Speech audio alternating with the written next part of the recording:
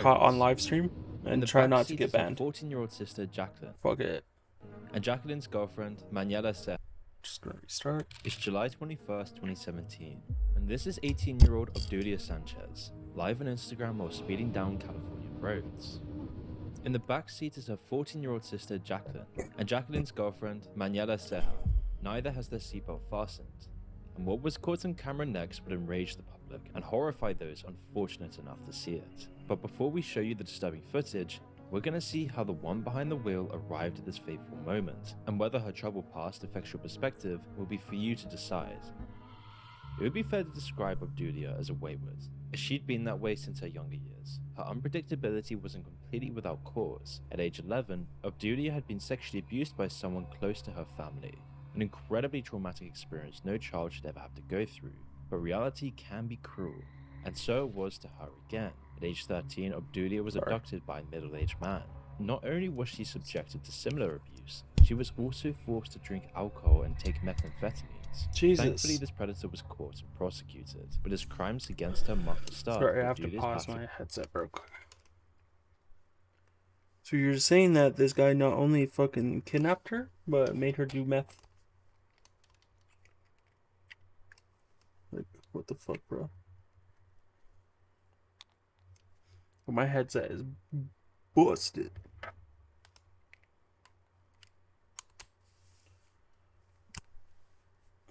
Hoping to get a new one this weekend, to be honest. Whether this is Busted. substances. Reality can be cruel, Oh, and fuck, so that it was hurt. to her again. At age 13, Obdulia was abducted by a middle-aged man. Not only was she subjected to similar abuse, she was also forced to drink alcohol and take methamphetamines. Thankfully, why, this predator bro? was caught and prosecuted, but his crimes against her marked the start of Obdulia's battle with illicit substances. It's reasonable to believe then that these horrific experiences were at least partially responsible for her antisocial Yeah. behavior, though whether it serves as justification I wouldn't or ever was to trust a come is motherfucker another again. matter entirely. In any case, her actions had put her on the wrong side of the law more than once, and by her mid-teens she'd found herself in juvenile court. There, Obdulia was ordered to attend rehabilitation. Yeah. Though her time in rehab reportedly went well, at the age of 18, she was free to leave the program at her discretion. She opted to do so, but by leaving her group therapy home behind, she'd also cut off her access to the mental health support she'd been benefiting from. Not long after returning home, the crash we've just witnessed took place. A return to her old ways had set the stage for the tragedy. While Obdulia was playing to the camera with neither of her hands on the steering wheel, the 2003 car she was driving drifted onto the right shoulder of the road, and her reaction was to overcorrect, which caused her car to veer across several lanes, crash through a fence, and go tumbling into a nearby field. Jesus. Both of the unsecured girls in the back were thrown from the vehicle as it rolled. Though censored, some viewers may find the following footage very disturbing. Look away. What the fuck, bro? This is the last thing I wanted to happen, okay? Oh, that's gross. I don't care at all. I'm gonna hold it down. I love you. Rest in peace, sweetie. The decision to keep filming after the accident was universally condemned. Yeah, Opting to shouldn't do have so done that. was bizarre all on its own, but the manner in which Obdulia shot the grisly scene and what she said as she did so were arguably even more shocking. Yeah, shouldn't Seeing have her done that, sister dude. Jacqueline's body on the ground, her instinct was to get back on camera. Her first thought isn't about Jacqueline, but the expectation that she's going to prison. There was something particularly unsettling about seeing a person adopt an angle to ensure that both their face and their sister's mutilated body are all in frame. Equally troubling are the frequent close-ups of the teen's life-ending injuries. Many were especially outraged by Obdulia's blasé language as she addressed the stream. I don't care though, I'm gonna hold it down. Does seem like quite an unthinkable choice of words given the circumstances, even when interspersed with apologies. What you can't see clearly thanks to the blur is that Jacqueline's head was split open during the crash, and at one point, Obdulia tried to close the enormous wound with her hand. Her strange actions were no doubt influenced by her compromised condition at the time, and so it won't come as a surprise to hear that Obdulia had been under the influence at the time of the crash. After the emergency services had arrived on the scene, she had allegedly kicked and spat at the medics. Due to her aggression, a blood test was carried out at the Los Baños Memorial Hospital. Her blood alcohol content was found to far exceed the legal limit. Her samples also tested positive for both marijuana and cocaine. Obdulia Sanchez was arrested on suspicion of driving under the influence and for causing the death of her sibling. When the legal process reached its end, she was sentenced to 6 years and 4 months for gross vehicular manslaughter while intoxicated. That seems Miraculously, light. the second passenger, Manuela Ceja, was able to walk away from the wreckage without any long-term damage. In a staggering show of maturity or an undue level of forgiveness, depending on your perspective, she harbors no ill will towards the woman who put her in mortal danger and inadvertently took the life of her girlfriend. Jacqueline's tragic death was made infamous because it was broadcast online and went to be viewed by millions. Obdulia's following on Instagram is relatively small, but it only takes one viewer to turn an obscure event into a viral horror show.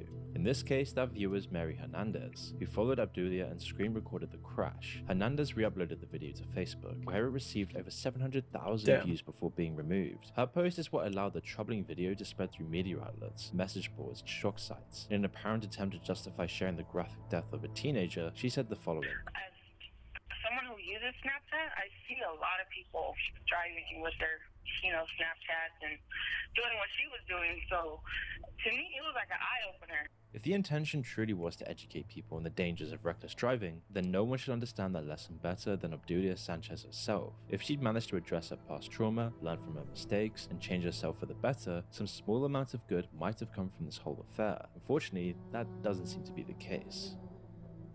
The latter was the case of Raji Sharif Black, who broadcast his lowest point and made no attempt to hide its fatal consequences.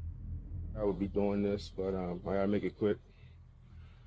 For everybody out there that supported me and really knows what's going on, thank you all. I've been going through a custody battle. I've been going through having my ex-wife say I molested my children and all kinds of craziness. Been fighting for custody for 3 years. So, been real crazy. What's up, Oliver? You know about this. Going through it with my ex-wife, blah, blah, blah. So, me, and start dating somebody new. And she got pregnant. And, we got in a fight. First thing she does, threatening that she's going to do the same thing. You're never going to see your kids, blah, blah, blah. It's the holidays, man. I don't have no family, nothing. The broad strokes of Raji's story here aren't uncommon, and there's a widespread belief that in a custody battle, the father tends to be at a disadvantage. 44 years old and working as a nurse, he was educated, articulate, and appeared downtrodden in a way that was relatable to men in similar circumstances. This garnered him a great amount of sympathy, in spite of the harrowing turn things were about to take. Started dating somebody new, and she got pregnant, and we got in a fight. First thing she does, threatening that she's going to do the same thing. It's a tough one. Kids, blah, blah, blah. I don't know what he did, but I'll say that before I find out. Family, nothing. Anyway, I just did something crazy, man. I just shot my ex-girlfriend in the head, I'm glad I said it The before I children knew. at the center of his turmoil, mere feet away, Raji Sharif Black had just confessed to the murder of Tara Labang, his former co-worker and ex-girlfriend. Why'd he At kill a around 1:30 co-worker? PM on December 11th, 2021 in Baltimore, Maryland, Fuck she did, Raji bro. had kicked through the rear door of Tara's apartment. Her neighbor's Ring doorbell had captured the sound of the 6 gunshots that killed the pregnant nurse. That neighbor quickly called the police, who found her body in her Marshall Street apartment just minutes later. His calm demeanor had given no indication the bombshell he was about to drop on a handful of Facebook friends. As unbeknownst to them and the Baltimore PD, Raji wasn't done yet. Anyway, I just did something crazy, man. I just shot my ex-girlfriend in the head, Felt like a dream. Like, I never thought I would be that guy. I can't go to prison, so the person that really started my depression and all of this is my ex-wife. So she next, and then I'm going to do myself too. That's The woman he just openly threatened to kill was Wendy Natalie Black, another medical professor and former partner. The two of them had been locked in a toxic custody battle since July of 2018, in which the mudslinging seemed to come from both sides. On 2 occasions since that time, Raji had been charged with domestic violence, and there's no record of who filed these charges, but one was dropped shortly after being filed and the other was dismissed by a judge. Now, a single domestic violence charge was also filed against Wendy Black, but this too was dropped by the individual who'd filed it. And while we can't say so definitively, this does suggest there was a tit for tat element to the legal actions of the separated couple. From the information we could gather, there's no record of Wendy having accused her ex-husband of child abuse. Perhaps this had happened in a private conversation, in a public setting rather than the court, or it could have simply been a lie. What is included in court documents are several of Wendy's accounts of alleged abusive and threatening behavior. According to her, they included mistreatment of their dog, threats of suicide, threats against their children, and threatening to kill her with a gun. How much of this is true is impossible to discern, but regardless of whether Reggie said he would shoot his ex-wife, the slaying of Tara LeBang does prove that he had the capacity to do so.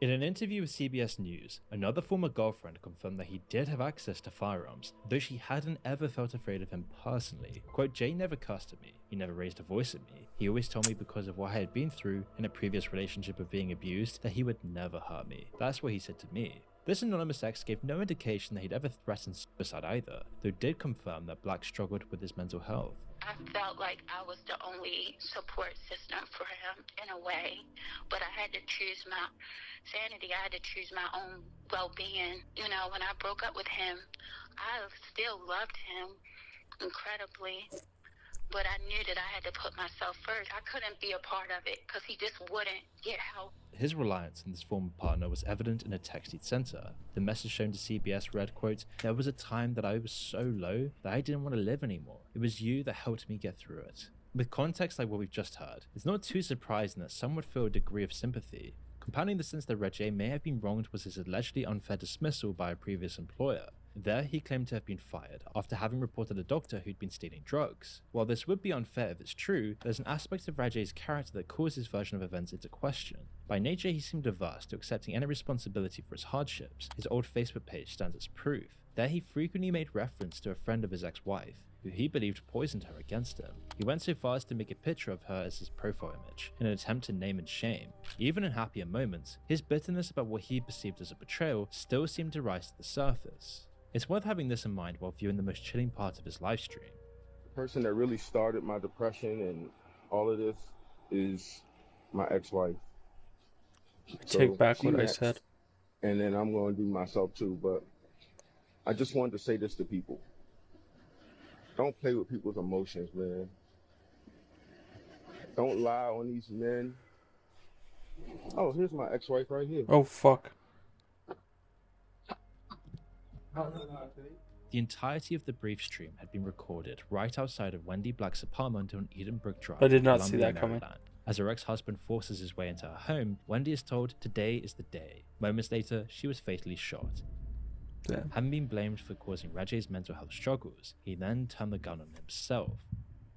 Soon after the death of Tara LeBang, the Baltimore PD had learned of the livestream in which Black had confessed and stated his intent to kill again. By the time they were able to contact the Howard County PD, who were responsible for policing the area in which the stream had taken place, it was already much too late. The entire ordeal took place in a span of around 30 minutes. Fortunately, the children were unharmed, and had not witnessed any of the violence committed by their dad. See one little girl in there crying, and I peeked in the window again, and then I saw the second girl in there, and I was, trying to calm them down. The two little girls neighbor Michael Eisenberg says he found inside a running BMW after Saturday's apparent murder-suicide on Edenbrook Drive in Columbia are, according to online court records, at the center of a contentious, years-long custody battle between the murder suspect, Ray J. Black, and the murder victim, his wife, Wendy Black. A friend of Rajay went on to re-upload his final broadcast to Twitter and echoed his sentiments. Much of the public reaction followed suit, as a result of Rajay's self-penned tale of woe. It seems then that it's all too easy to forget the woman and the unborn child who lost their lives that day, and the two girls left orphaned by their father's thirst for revenge. Yeah, that was a tough So one. far, we've seen I a don't even know tragic what yet to say. avoidable accident, and an individual who felt the need to justify his crimes before doubling down on them. But now we're going to look at someone entirely different. A streamer whose deliberate harassment and hatred of women left some fearing for their lives, and whose actions put him on the radar of none other than the FBI. This is Malik Sanchez, better known as Smooth Sanchez to his insular audience. Sanchez is a self-confessed incel, or involuntary celibate. Excuse me, would you like to have a conversation with an incel? Who's making fun of me because I'm an incel? Now, for those of you who are unfamiliar with this, The members fuck's of this incel guy's communities are problem? typically What the men who fuck? are united by their belief that they're unable to attract a romantic partner. This belief, coupled alright. with an unwarranted sense of entitlement, has led many of them to develop a deep-seated bitterness and a kind of juvenile rage. They focus their anger on the women they believe scorn them. and the men who succeed where they fail. I have a question, babe. Can I get your number? I'm too good looking for you anyway. Too good looking for you anyway. You look like Lord Farquaad if he was a female. Who does this? That was rude. Yep, you're never gonna get Chad. You're never gonna get Chad. 6 foot Chad? Never. Never. Yeah, really? You think so? You would have went out with me in the 90s. Sanchez, who enjoyed 90s. acting like this, was What? apparently mystified by the notion that females wanted nothing What's to he do with wearing, him, bruh? and managed to reach the conclusion that everyone else was the problem. His particular blend of self-pity, social ineptitude, childish anger, and a constant need for attention allowed him to carve out a niche in the world of in-real-life streaming.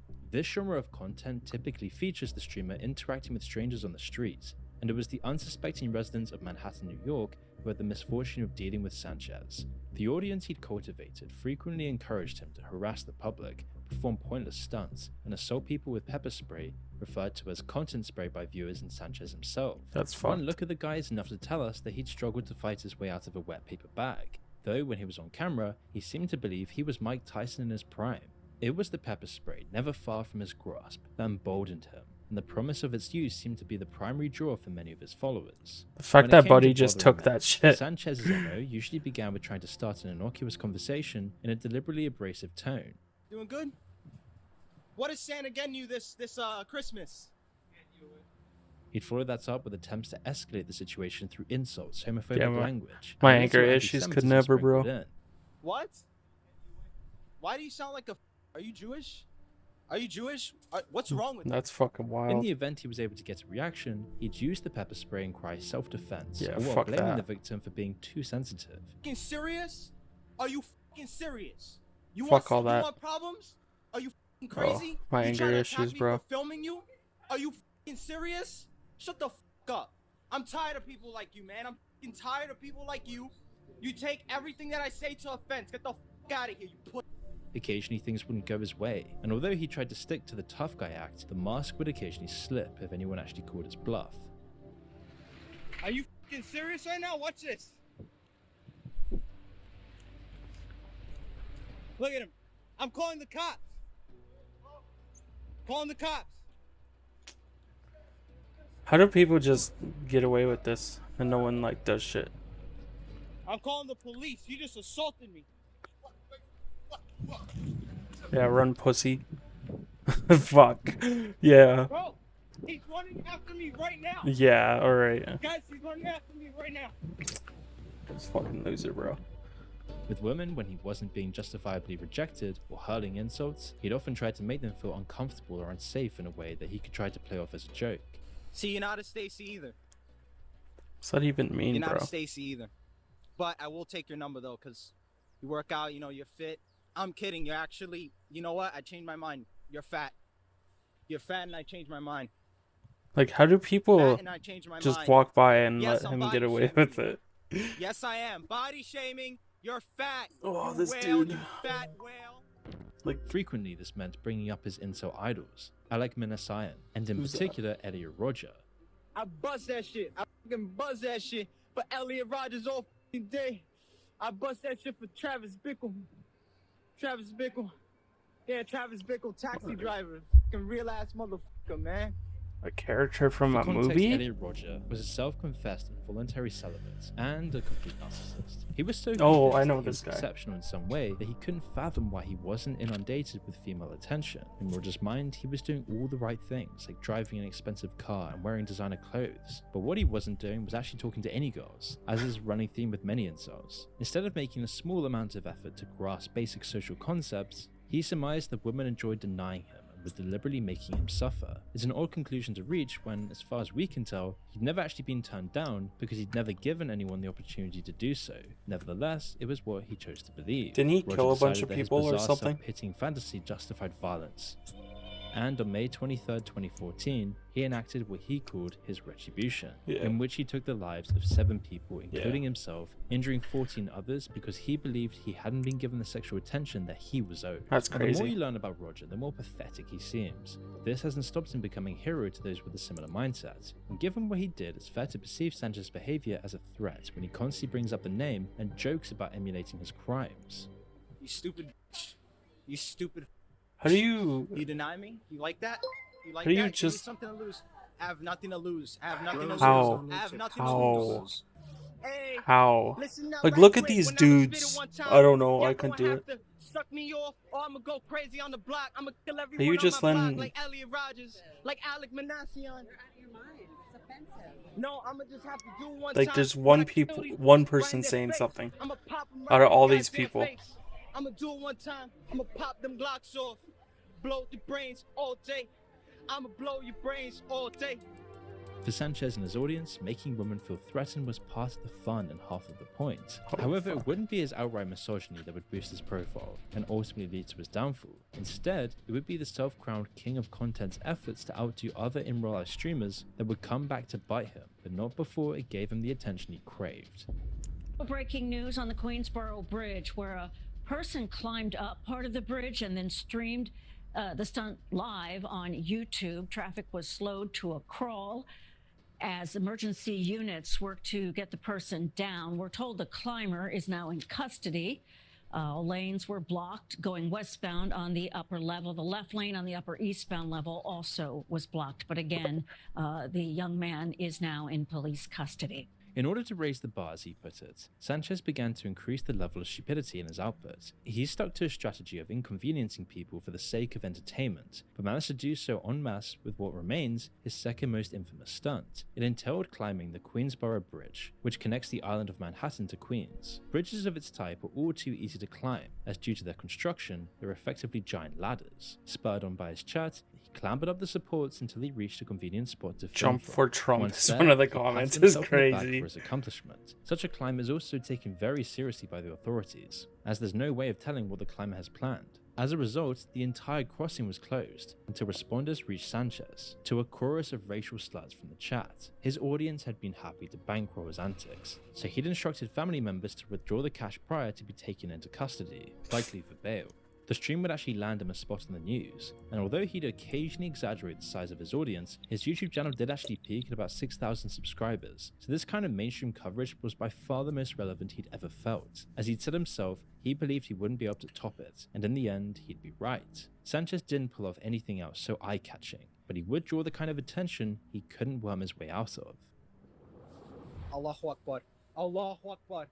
Bomb detonation in two minutes. That shit, I'm gonna do it. I'm gonna fucking do it for Allah. What a fucking loser, bro. Allah Akbar. Come on, I do it. Bomb now. Yo, all of them scattered. Who's this guy? Yo, yo. That's crazy, bro. Racist accents made a semi-regular appearance whenever Sanchez was live, and they aren't usually the sort of thing the FBI would get out of bed for. Bomb threats, however, are, no matter how immature in nature they happen to be. And given he'd filmed the crime, there was nothing the walking 4chan post could do when the feds came knocking. Upon raiding the East Village apartment Sanchez shared with his mother, law enforcement discovered 5 magazines for a Glock, though found no firearm to pair them with. It's strange for him to have owned these but not a weapon, and given his obsession with an incel mass shooter, it does seem like a red flag. Having said that, there doesn't appear to have been any indication the streamer was planning for violence, beyond using mace to blind random New Yorkers. As we'd expect, Sanchez found himself in front of a judge this time.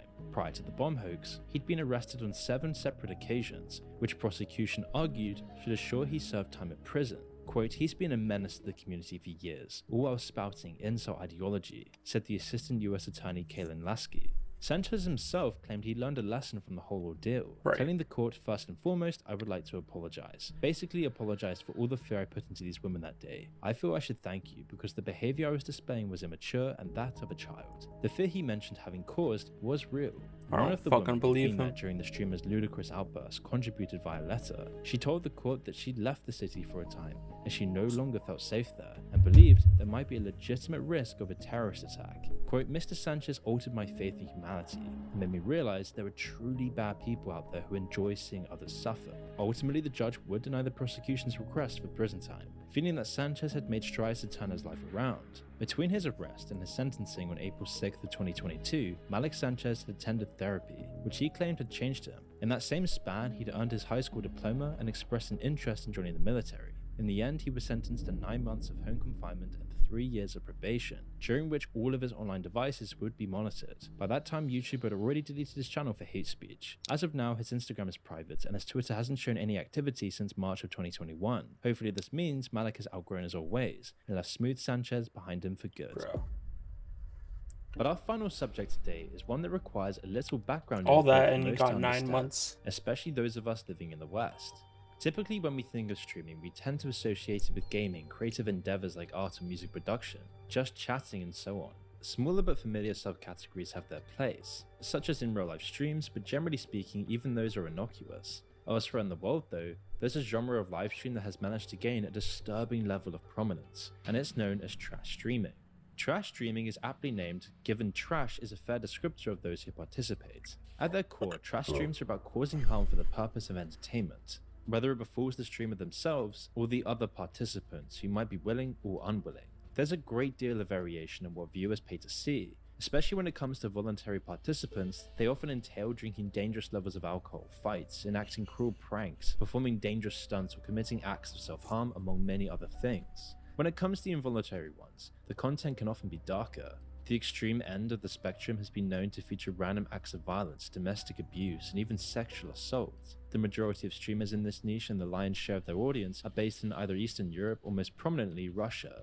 And given the economic state in many of these nations, the cost of having someone assault their friend or violate a stranger is often extremely low, but the audience still exists, and they're willing to pay. With this backdrop in place, it's time to introduce Stanislav Reshetnyak, aka Stas Reflay.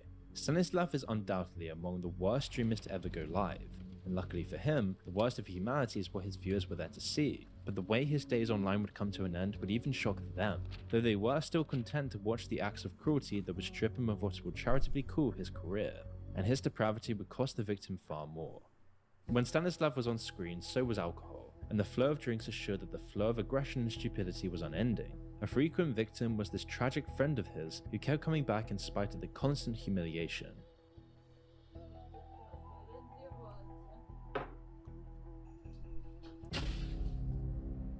What was that? Over time, he seemed to develop a habit of simply submitting, effectively playing dead. In the event that this man stood up for himself, the degradation only got worse.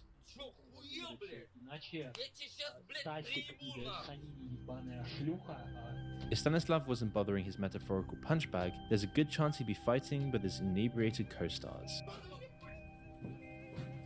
Yo, Russia's different, bro. I kind of want to see. Fuck. In at least one instance, Stas got an unexpected taste of his own medicine.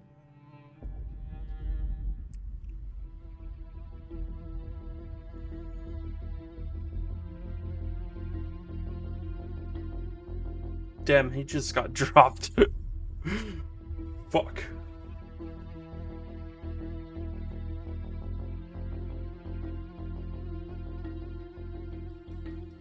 And it says a lot about him that, having been knocked out cold on his own stream, his only complaint afterwards was that someone had turned the camera away while he was still being attacked. Provided someone was suffering, Stanislav was pleased. But the one who suffered most for the amusement of his Look at these audience was his donations. on-again, off-again girlfriend, Valentina How much is 300 Maximovna, ruble? who went by Valya online. According to those who knew her, she was kind and caring. She was an animal Like lover $3 who owned a dog and rescued several stray cats. She was also quiet, tended to keep to herself, and yet had ambitions to work in the entertainment industry. Her reservedness would fall by the wayside when alcohol was involved, however, and was always involved in her toxic relationship with Stas Reflay. She was a very flawed person, but also a woman with no choice but to live in a flawed culture. Why In wouldn't Russia, it just do domestic it, violence bro? is a plague, and one that's become socially acceptable. Surveys indicate that around 70% of women in the country have been victims of domestic violence, though the numbers could be higher still, as many cases go unreported due to fear It's like and feelings of $3. shame. The ubiquity of in-home abuse was strengthened in 2017, when thanks to the efforts of the Russian Orthodox Church, domestic violence was decriminalized in cases where it does not result in substantial bodily harm. When lawmakers cast their votes, 380 were in favor of the change, and just 3 opposed it. And so what this means Oh, it's not that even when a Stanislav dollar. treated his girlfriend like this, it was Jesus entirely Christ, legal. it's barely anything, bro. Sometimes he would do so out of anger, and Wait, other he's beating up occasions his it was at girlfriend? viewer's behest. But predictably, she would be the victim in Stanislav's most reprehensible online appearance. Jesus Christ. Stas Replay's final stream took place in the early hours of December 2nd, 2020. Stanislav Svalya and a friend of hers were broadcasting from the streamer's rented home in a village near Moscow. At some stage during not the even night, one tempers flared due to a jealous argument. As was typical, things became It's violent. not the best. Anyways, I don't care.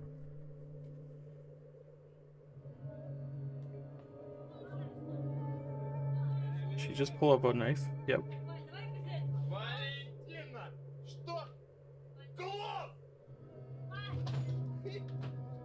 Jesus Christ. This shit is fucked.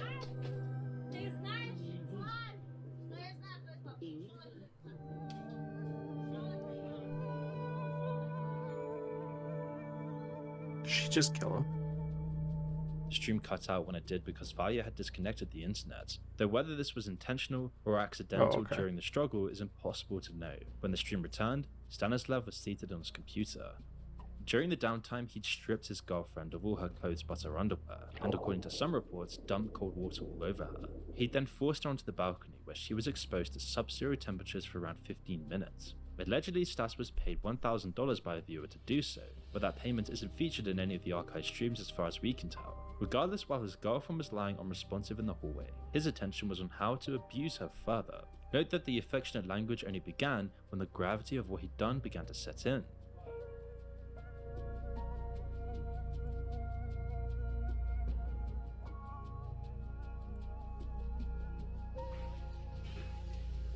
Бля, ребят, мне кажется, она мертвая, нахуй. Это я вам отвечаю.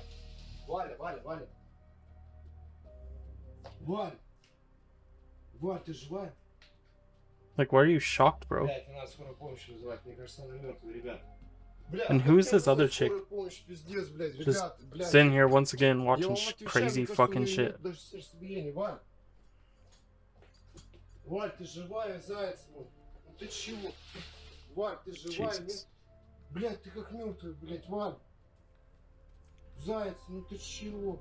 Some of those watching urged him to get help, though his phone wasn't working. With that off the cards, he seemed to be out of all ideas. Я не могу позвонить, у меня телефон разбитый, пиздец. Ну как мне позвонить, блядь? Валя.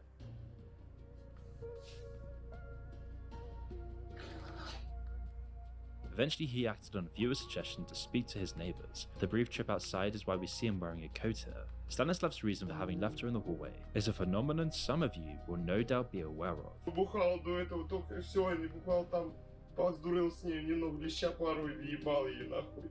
И что, все? It's an indignity that befalls us when we pass, though few have announced it on camera with their body in shot. Likely aware of the truth, the streamer made a point to emphasize his feelings for his departed girlfriend. Прости, пожалуйста. When assistance arrived, it came in the form of an especially blunt medical professional. Ну вот, проверьте ее, пожалуйста. Мертвая? Что? Да ладно.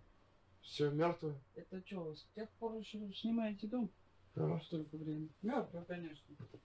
Мертвая? Да. Документы есть или? Нету. Jesus Christ. Моя подруга. In the dying seconds of the stream, the paramedic's expression suggests that even after her arrival, empathy remained in short supply. То есть я виноват в ее смерти. Какие взял? Сколько вы? Да, проблема была в том, что вот ну, побухали, короче, отдохнули. Ты ее сколько знаешь? Знаю год. Год? Год.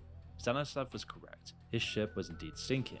Soon after he'd said as much, he was arrested under suspicion of involuntary manslaughter. His actions had caused the death of his own girlfriend and caught the attention of both domestic and global journalists, and a media circus ensued. Обвиняемые в деле о гибели девушки во время прямой трансляции в интернете, тысячи подписчиков наблюдали за тем, как умирала Валентина Григорьева. При этом Решетняк не останавливал стрим, продолжал пить шампанское и общаться с подписчиками. Конечно, все это вызвало скандал. В сетях стала появляться информация, которая характеризует Рифлея не с лучшей стороны. Его коллеги по цеху рассказывали множество историй о том, на что был готов Решетняк ради хайпа и доната. While he wasn't denying responsibility, he did make several attempts to diminish this. However, these lacking attempts at justification fell flat, and appeared particularly callous when another upsetting detail was brought into the conversation.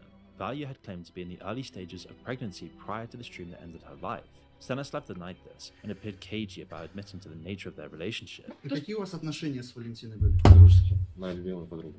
Ваша любимая подруга или ваша девушка? Моя любимая подруга. То есть у вас были сексуальные отношения? Была интимная связь, но мы не встречались. Я всегда говорил, что мы будем дружить и много другое. А это правда, что она была от вас беременна? Нет. Expectedly, his lawyer tried to fabricate an image in a scenario that might make his client seem palatable. The best chance his defense had was to portray what had happened as a kind of prank gone wrong, wherein Stanislav had pushed his girlfriend outside, not fully understanding the danger he'd put her in. This may have had a slim chance of success in the beginning, when the authorities were working under the assumption that hypothermia was the cause of death. However, Valia's autopsy would prove otherwise. It was the beatings that had killed Valentina, and if they hadn't that day, odds are that they would have on another. And while the fact that much of her end was caught on stream is the reason any of us know her story, the reality is that the abuse she suffered wasn't out of the ordinary. The only difference is that it usually isn't on camera, and so Stanislav was charged with involuntary manslaughter and later sentenced to just 6 years in a maximum security prison colony, where he remains to this day. Due to the uproar surrounding the case, Russia does now recognize trash streaming as aggravating circumstances under its criminal code, with fines as high as $6,700 for crimes committed during a live pretty stream. fucking good. However, domestic violence seems to remain legal. Oh. Well, fuck, never mind. I was a little fucked.